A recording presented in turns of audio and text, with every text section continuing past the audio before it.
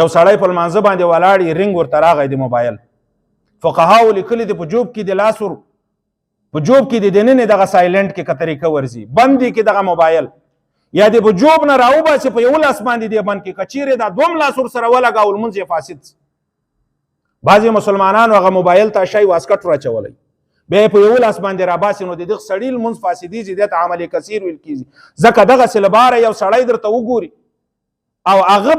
دغه اندازه لګېږي چې دغه سړی په لمانځه نه ده ولاړ بلکې موبایل بندوي د لمانځه سره دغه شان دغه کار د لمانځه د شان مطابق نه ده نو دغه عمل کثیر د دې په وجه سره لمونځ فاسدېږي. یو سړی چې په دواړو لاسو باندې کار وکړي یو سړي نه ټوپۍ ولوېده دا جعلي ټوپۍ دا په یو لاس باندې نه لګول کېږي یو لاس باندې سر ته نه راغوستل کېږي په دواړو لاسو یې بیرته په سر کړل نو دغه وجم باندې د انسان لمونځ فاسدېږي. داسې کار یې وکړه چې دغه کار د لمانځه د شان مطابق نه ده دا مفسد ده د لمانځه لپاره لمونځ د دې په وجه سره